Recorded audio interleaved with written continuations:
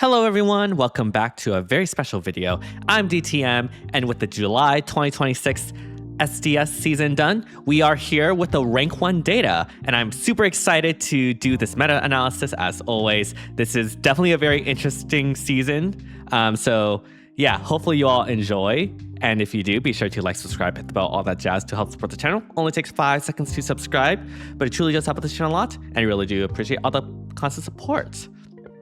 So yeah, this season is really interesting in a couple of ways. One, Towering Walls is the map.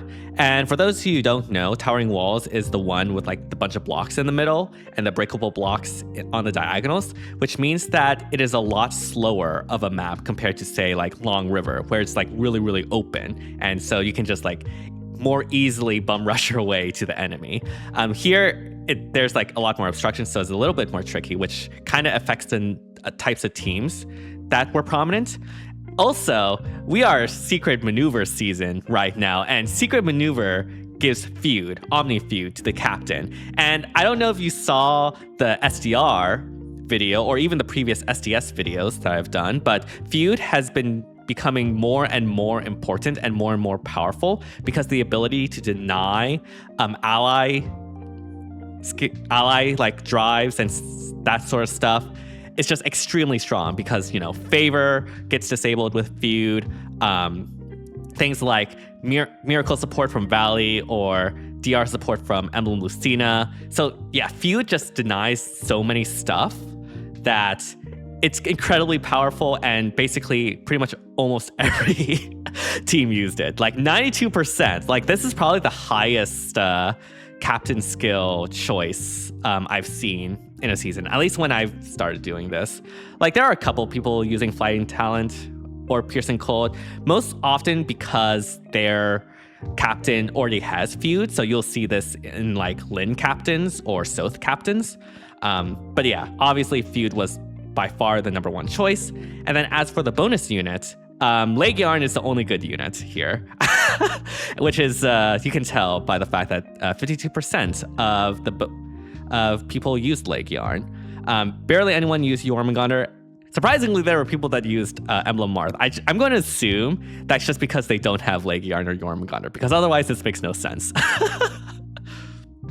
But yeah, we can go ahead and take a look at the unit rankings. And at #1, definitely not a surprise, we have Alphador. Alphador has been #1, I think, since I've started doing these videos, and it's no surprise why he's at #1. Bonus sharing is really, really strong. We have so many powerful bonuses from Gallop, from Snare, from just like your normal bonuses that kind of sleep under the radar, like bonuses that give you more stats or more true damage or flat damage reduction. Like those often get left out in this sort of discussion, but like that is very, very good bonus support, right? And especially in Secret Maneuver season where you don't have any drives, you really, really want to stack those bonuses that give you true damage, that give you flat DR, that give you more stats, because that's the only way to consistently buff your carries. And so yeah, just because of all of that, Alphador still remains strong. I mean, even without all of that, just Snare and Gallop, he would be up there. So not much of a surprise, Alphador here is at #1. At #2, we have Fallen Male BYLETH. Close at 3, we have Female BYLETH with the Sports Festival alt. Honestly, over the course of the season, these two were like alternating places, but I think it's safe to say that the BYLETHs were the main carries this season. As for Fallen Male BYLETH, I think I talked about him in the last SDS video, but basically he has the 3-range style, so he can get past ice. He is very, very tanky, especially with that 80% DR in his special, which he can also use offensively, which is really nice for like reflex shenanigans and that sort of stuff. And obviously he really benefits from the new tank skills, like from Rise Above with Instruct, and Roy Ring especially. That makes him even more tanky. And so that means that his Shared Spoils playstyle, where he goes in, attacks a unit with Shared Spoils, Gale Forces, and then continues to steamroll, actually works really well, because before Gale Force in SD was not as desirable because it would left you vulnerable in the enemy range, you can't like retreat out with Kanto to protect yourself. But if you're strong enough to survive consistently, then you don't really care about retreating. You could just stay there and with the Gale Force, continue to take out more units. And so we've headed into a meta where these type of units like BYLETH are able to survive. And because they're able to survive, they can effectively do their playstyle very, very well. And so, yeah, Fallen Male BYLETH is definitely super, super strong. One of the main carries this season, and he also nukes really hard. I did not mention that previously, but like, yeah, he's actually one of the more consistent nukes this season, especially with the rise in tankiness. And so, yeah, Fallen Male BYLETH is here at number 2. And then at number 3, just one usage off is Sports Festival BYLETH. And very, very similar to Fallen Male BYLETH, Sports Festival BYLETH here is also really, really tanky. Generally, you also run Rise Above. For the C skill, I've seen different C skills being used, either like Instruct or one of the Tempest skills, like the Tempest skill from female Aleer, rearmed female Aleer, which can help with getting extra movement on her. But basically what I said about Fallen Male BYLETH, I can say about Sports Festival BYLETH. She is very, very tanky. It is extremely hard to take her out, especially with, Rise Above and all that good stuff. And she also hits really hard. She has a 3-range style. Now, this 3-range style does not activate every turn, it's every 2 turns. And so once you do the 3-range style with BYLETH, you kind of have to stall out a single turn in order to like get to turn 3, for example, and then have the 3-range style again to effectively have the threat range. And so that can be of an issue. But one advantage this Sports Festival BYLETH has over Fallen Male BYLETH is that as a melee unit, this BYLETH can run Edelgard Ring, and therefore does not have to rely on shared spoils to get the Gale Force. Shared spoils can be inconsistent because it is a debuff, and because it is a debuff, the enemy can literally just end turn for their unit with shared spoils, and that gets rid of shared spoils on them, and therefore Fallen Male BYLETH can't Gale Force off of that unit anymore.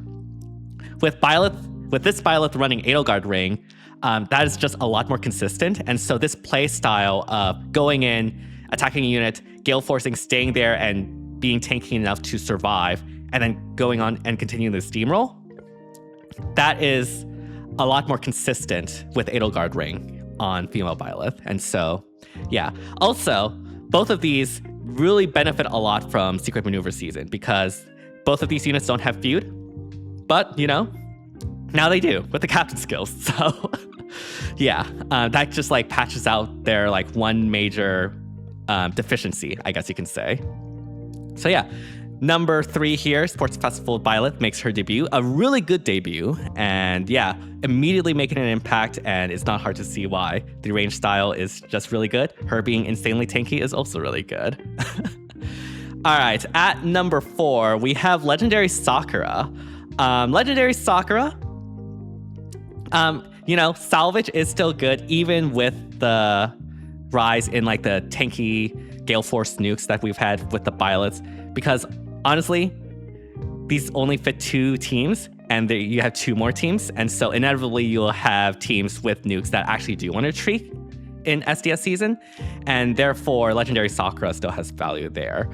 Salvage still has no effective counter, and so the ability to bring your units to safety is still insanely strong, because obviously you don't have to worry about making advantageous trades in that case, right?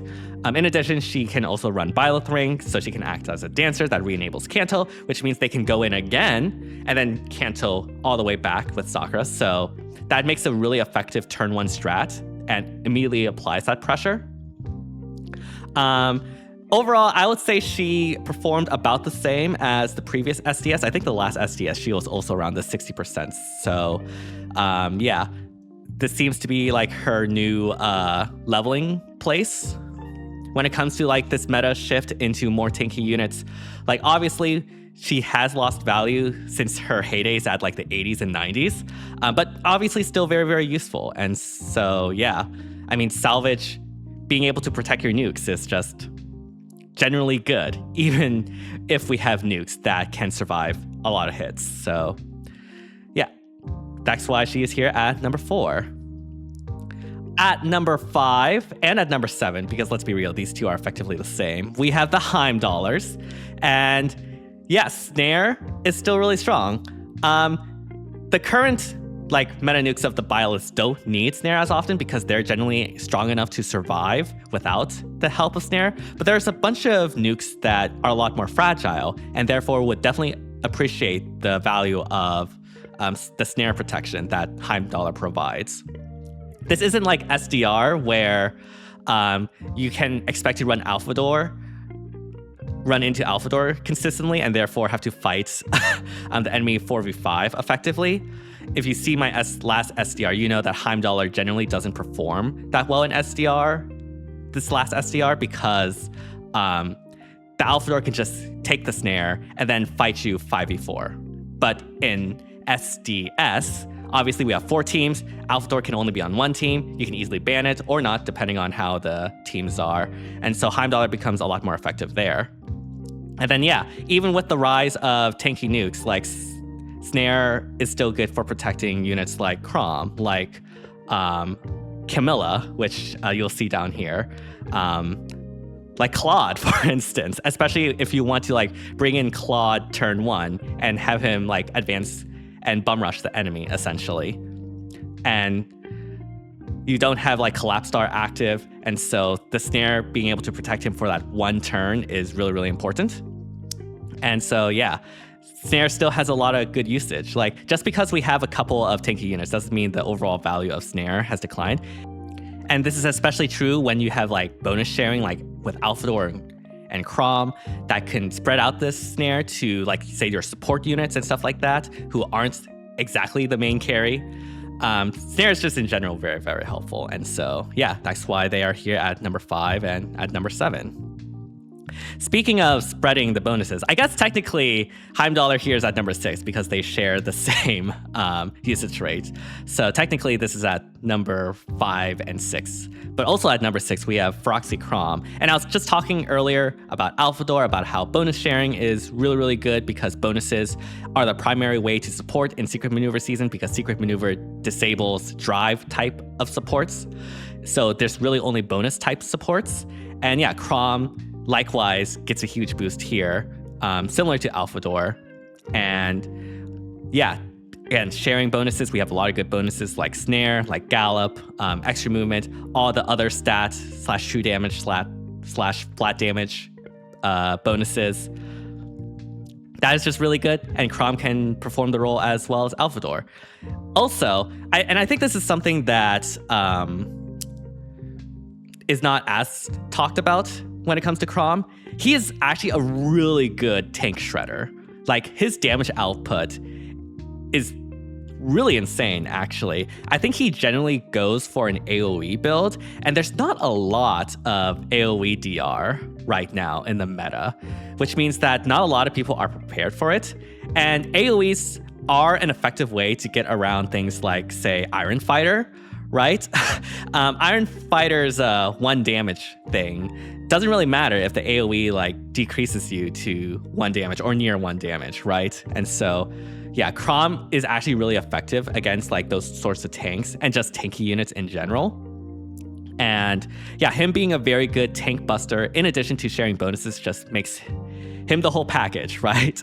If there's one thing to say about Crom is that it's not like Alphador where you can just steal the enemy's bonuses as well. You have to actually get the bonuses onto Crom in order for him to sharing, which makes it a bit less flexible when it comes to managing the bonuses and stuff like that.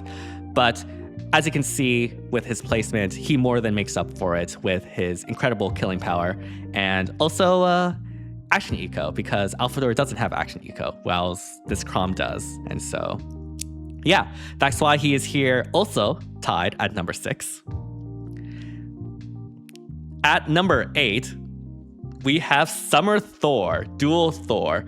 This is the eternal unit, actually.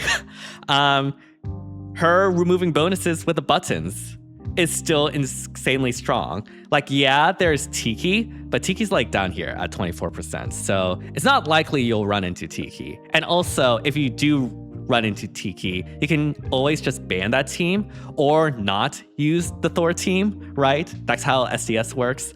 And especially in Secret Maneuver season where, you know, Secret Maneuver just deals with the drive supports, right? So you don't have to deal with that. Now with Thor, you can remove the other type of support, that being the bonuses. And so with Secret Maneuver and Thor, them together, you just do the wombo combo of them taking out all the support. And now you're actually like 1v1 Fox only Final Destination. So yeah, bonus removal is still really strong because of all the powerful bonuses we have from Snare, from Gallop, and all the stat, true damage, flat damage reduction bonuses. Thor being able to strip that away is just extremely powerful. And so, yeah, that is why Thor is here at number 8. At number 9, we have Chosen Legion. And Chosen Legion is a little bit inflated because it is her bonus season, so people will just naturally slot her in for that extra life or to mitigate the lift loss.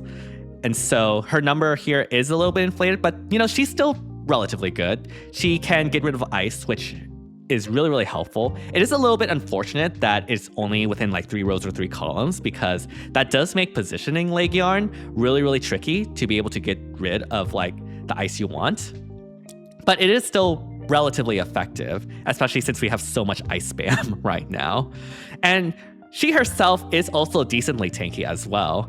I think that it can be difficult to take out Legion. Not as difficult as, say, the BYLETH right now, or even like really stacked Iron Fighter armors. But she does cause a lot more issues to the enemies than you might have thought. So honestly, Legion can be effectively used as a melee nuke, a melee flyer nuke that is tanky and stuff like that. Let's be real though, she's here for bonus, so it'll be interesting to see what her usage is going to be next season. But yeah, she's here. She's the best bonus of the batch. Jormungandr has did not get the greatest reception, let's just say, in terms of like in SDS. So yeah, people defaulted to Legion, and yeah, it's hard not to see why. Ice clearing is good. She can effectively be a melee flyer nuke and can be more of a tanky issue to the enemy than what might be at first glance. And so, yeah, that's why she's here at number 9. And then at number 10, last but certainly not least, we have Emblem Roy. And Emblem Roy has definitely fallen from last season where he was at 80% and now he's at 50%. But that makes sense because he's no longer bonus. And so he doesn't have that like bonus unit inflation in terms of like the usage rates. Still pretty respectable though with 50%. He does give good bonuses like Reflex, which can definitely pair really nicely with the BYLETHs and their DR. He's also still really good tank with the Miracle. You do have to be careful about him getting outsped though, and that is really tricky in Secret Maneuver season when you can't just give Roy a bunch of speed drive support. So you're generally reliant on like bonuses and like Rise Above and Great Talent stacking to help with that. And so yeah, those, you do need to be worried about that. And of course, Frozen. But Frozen is debilitating in general, so that's not exclusively a Emblem Roy issue. I think the main thing is that Emblem Roy just doesn't hit that hard, right? He is really reliant on the Reflex for the damage. Without the Reflex, I mean, even with Reflex, he struggles to kill units like the BYLETHs, like Iron Fighter armors, and very stacked Great Talent Omni carries. And so if you're using Emblem Roy, it can be very difficult for him to do much besides being a tank and providing reflex. That being said, of course, those are still really good attributes to have. Reflex especially pairs really well, again, with the BYLETHs, and a lot of the nukes in general. And so, yeah, slotting him in, obviously not a bad idea. And that is why he's here at number 10. So yeah, this is the top 10 for the season. Pretty interesting season. We have Sports Festival BYLETH making her debut. There were a couple of changes, but honestly, it was relatively the same compared to last season. When it comes to like the new units, I did talk about Jormungandr. Where did she go? She's here somewhere.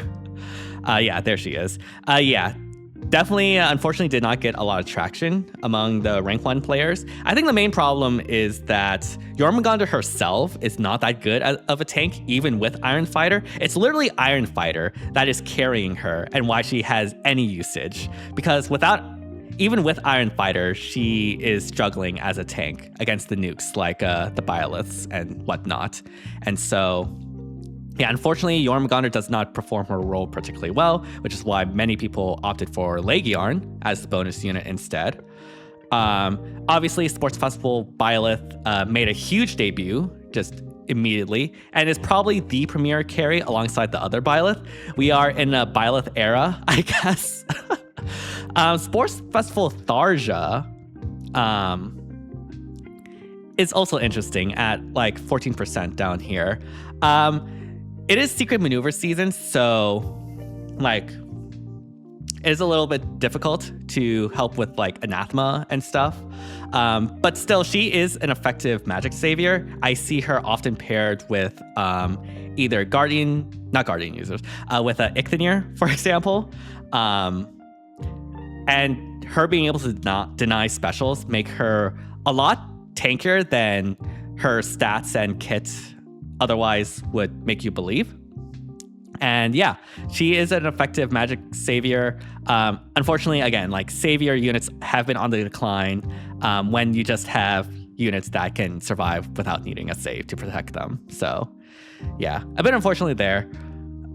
We have Sports Festival Ike, pretty decent at 26%, a little bit better than Brave Harmonic Ike, and pretty much functions the same role. Like Sports Festival Ike is a pretty good tank. It can be really difficult to take him out, but like we know what to expect from Brave Harmonic Ike.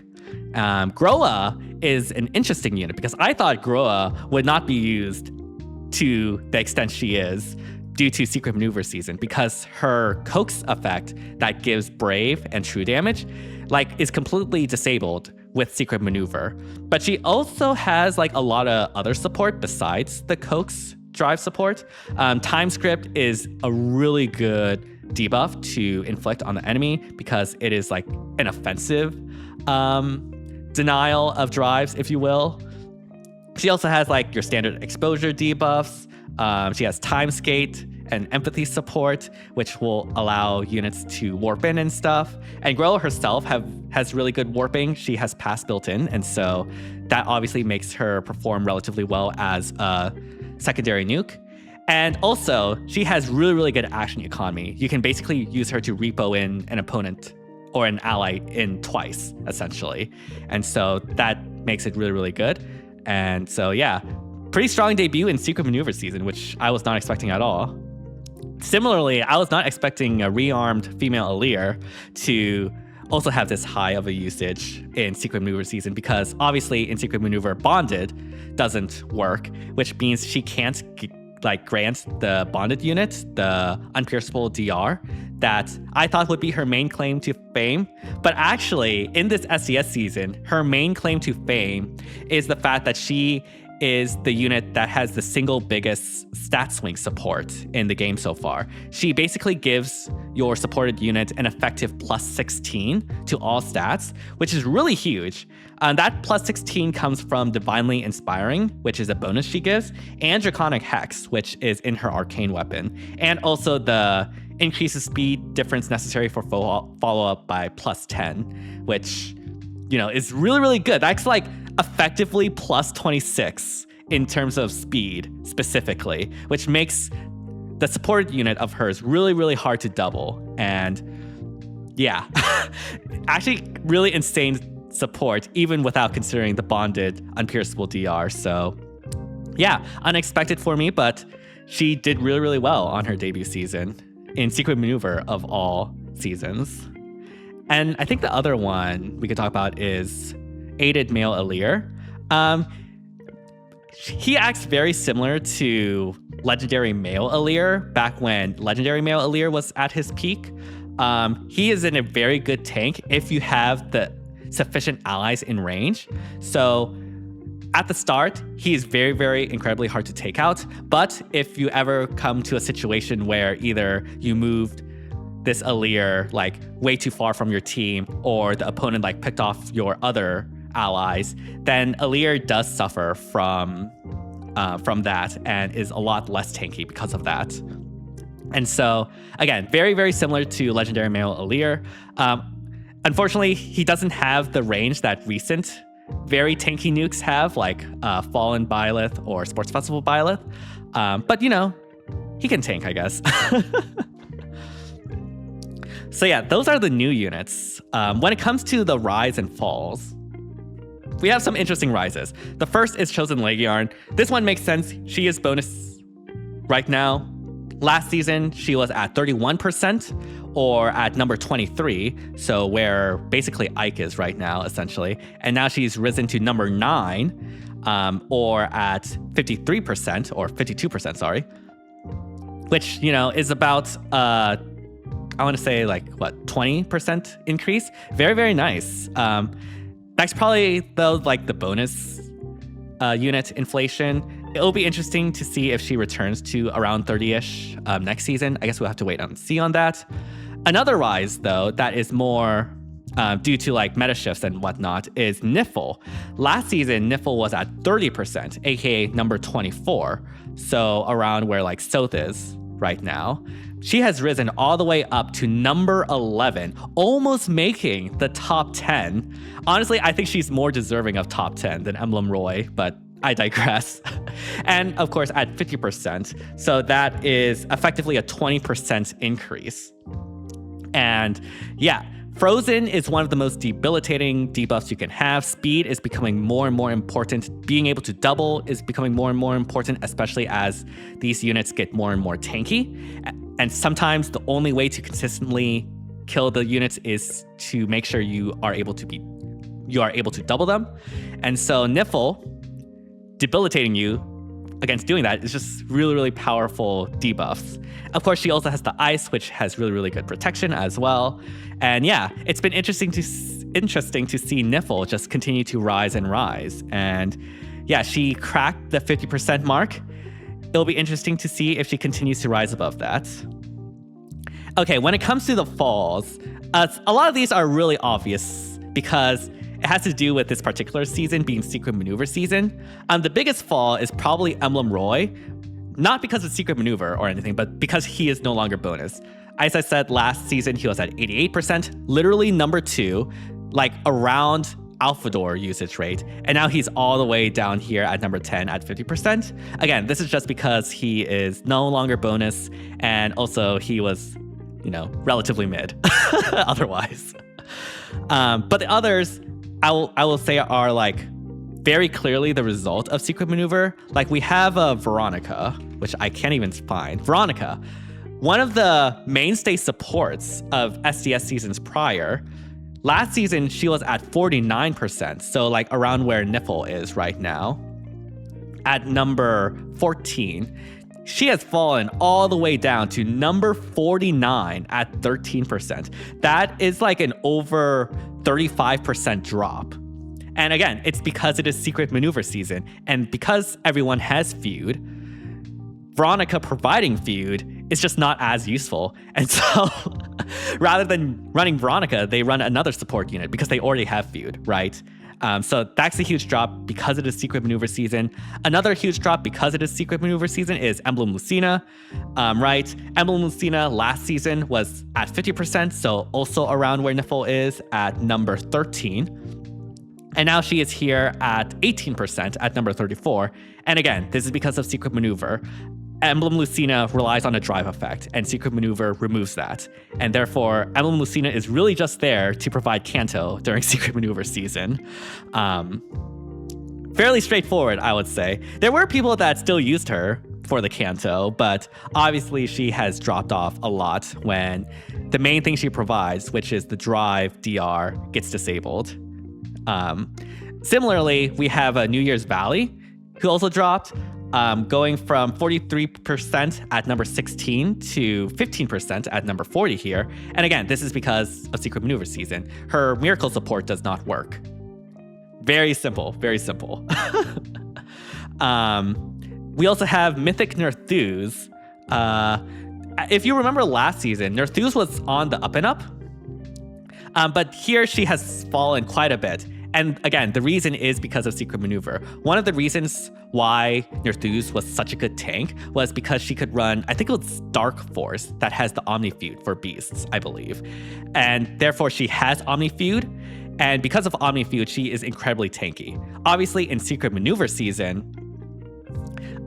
she's no longer unique in having Omnifeud. Like basically you can make any unit have Omnifeud. And therefore people use those other units that if everything is level with the Omnifeud, are just better than Nerthus.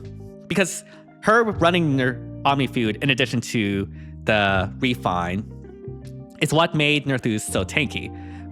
But now, like, she's just one among the crowd of people that have Omnifeud. So yeah, that's why we have this drop from 32% to a mere 8%, dang. And then we also have Brave Harmonic Micaiah with a relatively big drop. Where's Micaiah here? Not that Micaiah. Here it goes. Not as big of a drop as other units like Veronica, but still fairly significant. Like going from 57% at number 10, around where like Roy is right now, to 37% at number 17. That's like a 20% drop. And again, it is because of Secret Maneuver. One of the primary selling points of Brave Harmonic Micaiah is her ability to provide feud support. Well, similar to Veronica, everyone has feud now, so her support is less. Now, she does provide other things besides feud support, right? Like she has a bunch of debuffs, she has the warping to allow her to be a secondary nuke and stuff. But feud was her main selling point, and so yeah, you would naturally see a drop there. So yeah, a lot of these drops are just due to Secret Maneuver. Obviously, Roy here is because he's no longer bonus, but like all these other drops, it's kind of crazy how big Secret Maneuver impacted the viability of some of these units, or at least the usage rates of some of these units. One final unit I want to point out here in this section is New Year's Balder.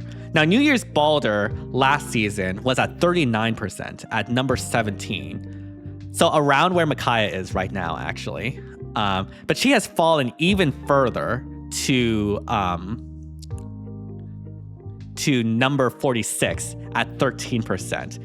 She has been on the decline and the decline. And again, as I said last season, I think the main reason for that is she just doesn't have the range that a lot of the 3-range style units like the BYLETHs have, or even like Claude have. And therefore, like she can't easily go in to take out units that much. Also, because of Rise Above and all that good jazz, comparatively, Balder is just not as tanky, or at least not standout tanky as much as she once was.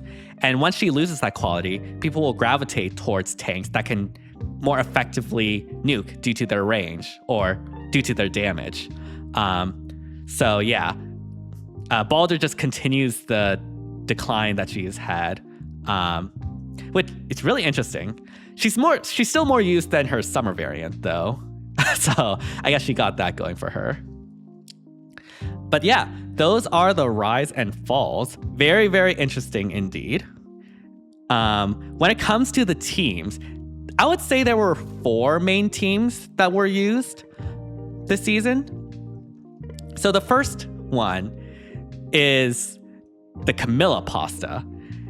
And you might be wondering, wait, Camilla? How did Camilla have a resurgence in a pasta? Well, it's due to a couple of things. It's mainly because of the map, honestly. Like the map, as I was mentioning at the start, is a lot slower, more slower paced due to like the obstructions in the middle of the map. And therefore that allows Camilla to have the have the safety to be able to get into a good position so that she can warp in and take out a unit. Yeah, Camilla is the main nuke. She generally runs Celica Ring to help with the warping because her terrain warping is relatively inconsistent with all the ice that's happening right now. And yeah, because you're generally relying on Celica Ring damage, this map is really helpful to provide that safety, and also Snare providing the safeties to allow Camilla to just not get one-rounded immediately is also really, really helpful as well. Her damage is still really, really good, especially with support. Salvage obviously provides the ability for her to retreat all the way back and then gets danced by danced by Ninian to be able to go in again. The Ninian refreshes the Kanto and also gives her 2-style, and so she has more range after she gets danced, which obviously is really, really nice. And then Groa is interesting because her support through the Coax thing gives Camilla Brave, so you're not missing out on not running Erica Ring, so you can safely run Celica Ring. And also true damage for non-secret maneuver units. Even in secret maneuver season, there's still value in the Groa Brave support because not every opponent on the enemy team, not every unit on the enemy team will have secret maneuver. It's only just one, that's the captain, right? And so she's still able to provide use to Camilla for that. It also just Groa just helps a lot with the action economy, right? Like you can double repo and you have shadow shift to be able to get Camilla in range. And yeah, that's basically the team. I think it's fairly straightforward. Like Groa provides the Brave support and the action economy. Heimdall provides the Snare to protect Camilla. Ninian provides the dance and the 2-range style, and Sakura provides the salvage. And you know, the idea is just to go in and out with Camilla. You know how Sakura teams work. Like fairly straightforward. There's another variant here, but it's basically the same, but using Mythic Heimdaller instead. But, you know, that's basically the same team, so it's whatever. The next team we have is the Claude Pasta with Young Claude, Dual Sigurd, Sharena, Azura, and Alphador. This one is interesting. Claude here is the main carry and the captain. And I think Young Claude is one of the biggest beneficiaries of it being Secret Maneuver season, because if you put Secret Maneuver on him, he's just better Lyn, right? Like Brave Harmonic Lyn, main claim to fame, why she is so powerful is because she has Omnifeud built in. So you don't have to like add in a support unit for that. But now you can just run Secret Maneuver on Claude and he can do what Lyn can do and also have Collapse Star. Right. The idea with this team is to go in with Claude, take someone out, get Gale Forced by Sharena, and then take another unit out with Claude. Collapse Star plus Roy Ring should allow him to survive being in range. So it is really hard to like properly trade or like counterattack against Claude because generally he's living, right? There's very little there's very little that breaks through Collapse Star and Roy Ring. So yeah, Sigurd here is literally just to provide the Gallop, that's it. Alphador is to give Gallop to Claude to give him the range to be able to go in. Fairly straightforward there. And then Azura generally runs Johanna Lance for the neutralizing penalties buff so that Claude is not as affected by penalties as much. She also gives the Draconic Hex and Preempt Pulse for the stats and the cooldown. And obviously, the 2-range dance can be really, really helpful because you can dance more safely, especially with Claude going in deep into the enemy territory. So yeah, that is the Claude pasta. It's really interesting how Claude became a carry of one of the main pastas just because of Secret Maneuver. And the rise in tankiness allowing him to do that Collapse Star playstyle, similar to what I was talking about with the BYLETH, about the Gale Force stuff, staying in range to take out another unit. Claude does that also really, really effectively with the current meta. So yeah, that is the Claude pasta. And now we have these two teams, which are very similar, except they use different BYLETHs. So you might think, oh, this is a BYLETH carry pasta. No, it is not. Chrom is the carry. This is a Chrom pasta, and I will not tolerate any slander. Chrom here is the captain and is the first carry. As I was talking about when I was talking in the unit usage section, Chrom has extremely good firepower, especially when he is stacked with bonuses that he can then share. He really rips through tanks. And the idea with this team is that you go in with Chrom, take out their strongest unit, and then most likely, he will die after that. Like, he's not tanky to the level of the BYLETHs, but he's done his job, right? You took out their strongest team, so the tank buster did his job, and now you can let the BYLETH handle the rest, essentially. They take the helm after Chrom dies, and they just carry from there. Both of them, as I was talking about, are really good nukes and also very tanky, so they can do it even 4v5, essentially. But again, like with Chrom taking out their strongest unit, carrying with the BYLETHs for the rest of the match should be a breeze. Heimdallr is here for the cancel, pairs really well with Chrom and the bonus sharing, obviously. Ivy is here for the potent support and for clearing ice for Chrom. Like, one of the problems with Chrom is that he does not have 3-range style, so he is like stopped with ice, but Ivy can just push a button and get rid of that ice. And so that makes the pairing really well with Chrom in addition to the potent support. And then Legendary Male Robin. I feel like Legendary Male Robin is so slept on because I don't see many people talking about him outside of like the SD specific channels. But yeah, Legendary Male Robin reversing the penalties with Grand Strategy is just really good. It's even better than Cleansing because it has a higher ceiling by turning those penalties into buffs. So that's just a lot bigger stat swing. And obviously, Grand Strategy pairs really well with Chrom, with the bonus stacking, all that good stuff. So yeah, that is the Chrom pasta. You love to see it. Chrom still putting in work to this very day. All right, the last team I want to talk about, okay, it is actually a BYLETH pasta, all right? It is specifically the Sports Festival BYLETH pasta. BYLETH here is the captain and the carry. The idea with this team, you might think this is a really discombobulated team. Like Veronica, when you're running Secret Maneuver on BYLETH, like why?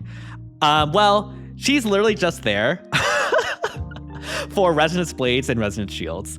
The idea with this team is to stack this BYLETH with all of the bonuses and then have her go ham, right?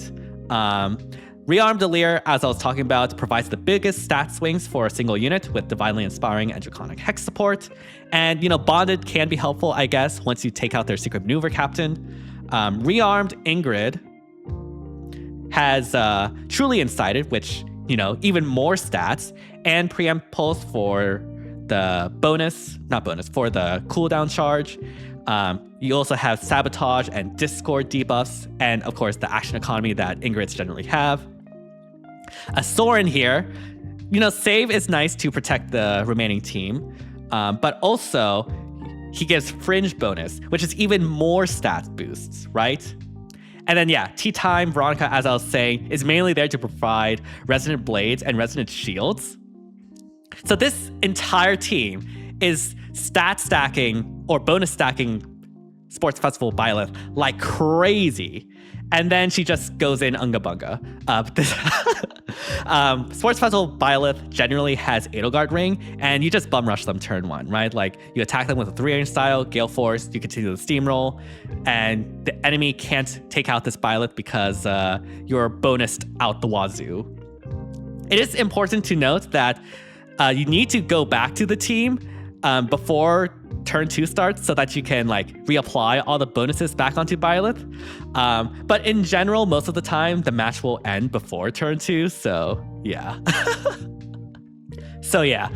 Very, very interesting team. Honestly, it's kind of crazy. Between the Resonant Blades, the Fringe bonus, the Truly Incited, the Divinely Inspiring, and the Draconic Hex, you can get up to a 40 stat swing, even more, honestly, including the debuffs from the Sabotage and stuff from Young Ares.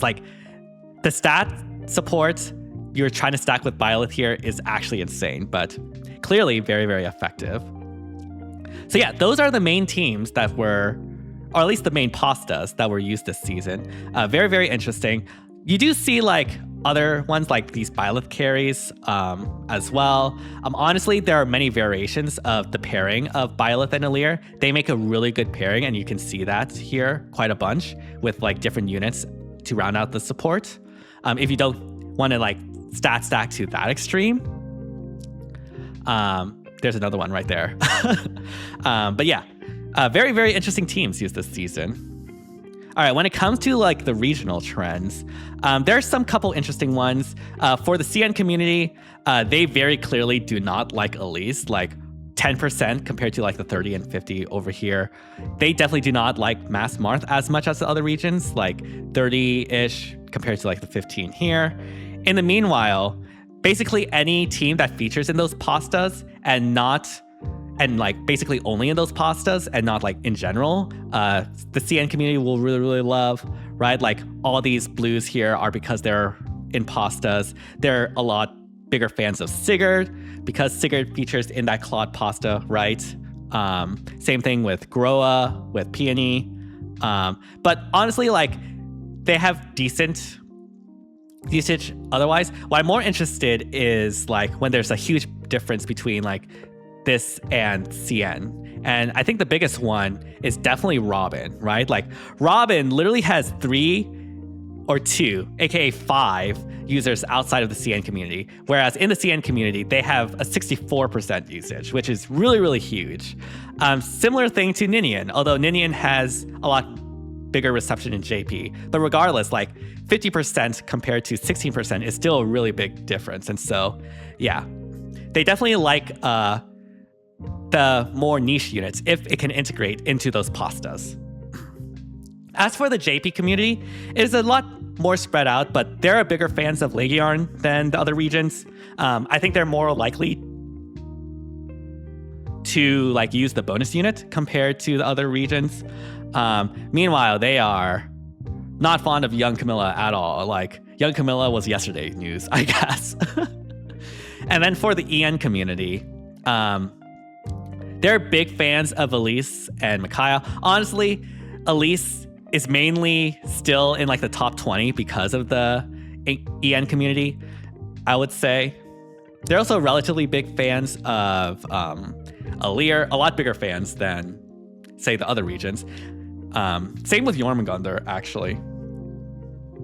And Fomortis.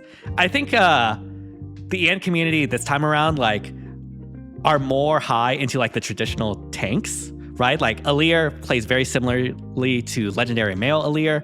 And in general, the EN community is a bit more slow to adopt the latest meta, so to speak. And so I think that's why we see that. In the meanwhile, they are not as big fans of Groa or units like where's he? Oh my gosh, I lost it.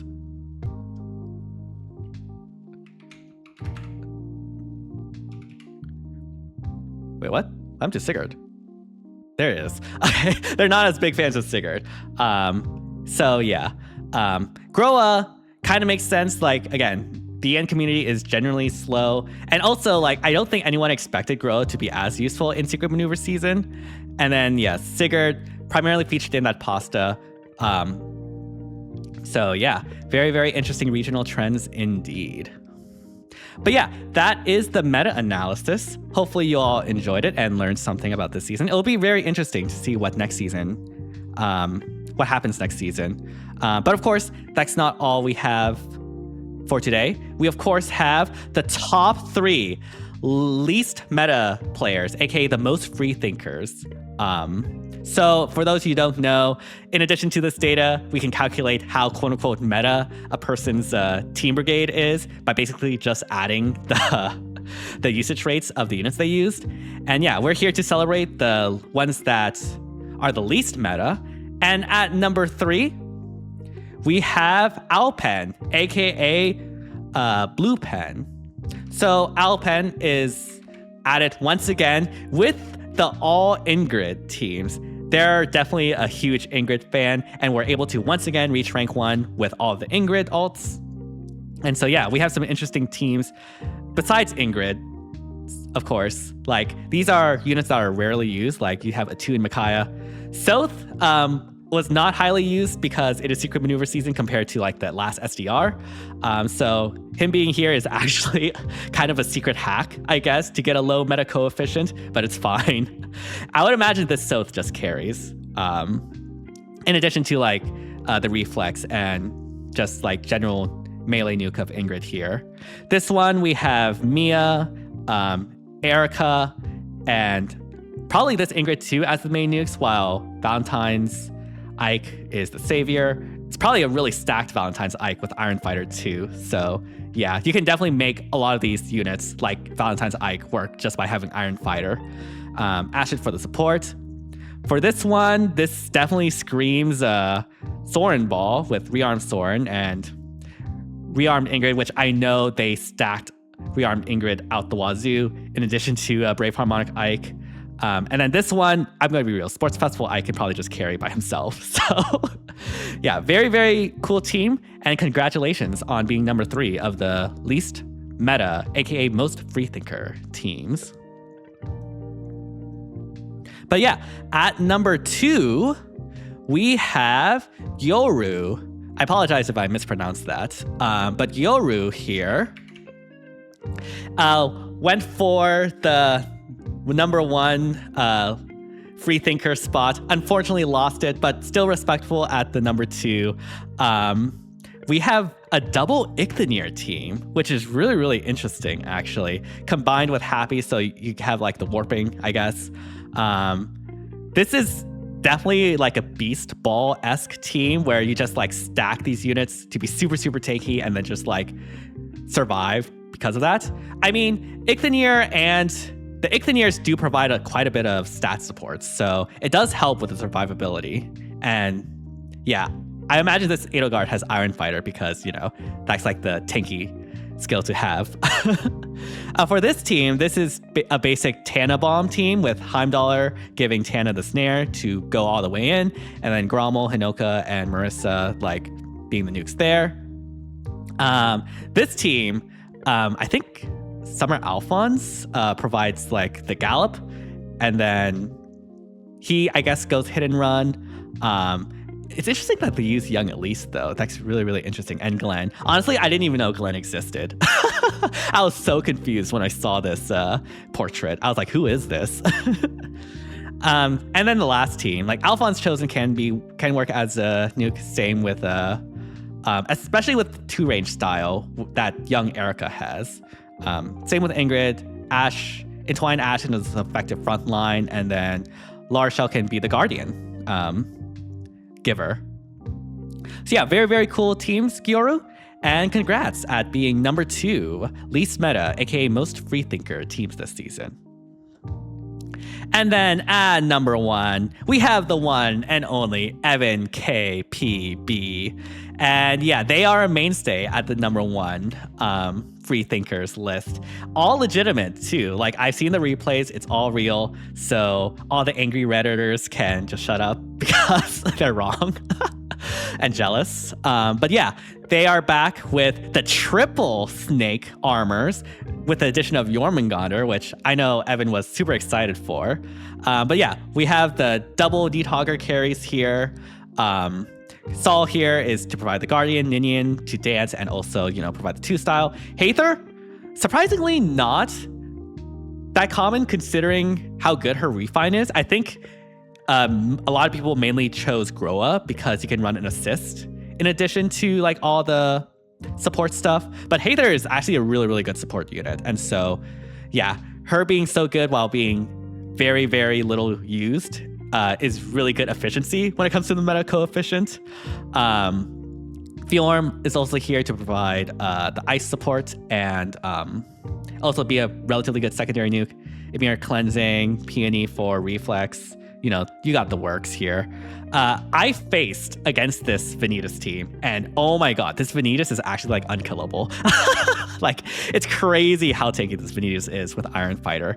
Doesn't help, of course, that Tibarn has Frozen too and can also like nuke effectively well. And also the gravity is like super, super annoying at preventing like you going around Vanitas. Oh my gosh. Do not want to face that. And then yeah, Jormungandr here. I guess Hinoka's here for the True Charge. Not True Charge. No. I think, does the Refine and Remix have True Charge? I forget. But point is, gives Jormungandr charge of some kind.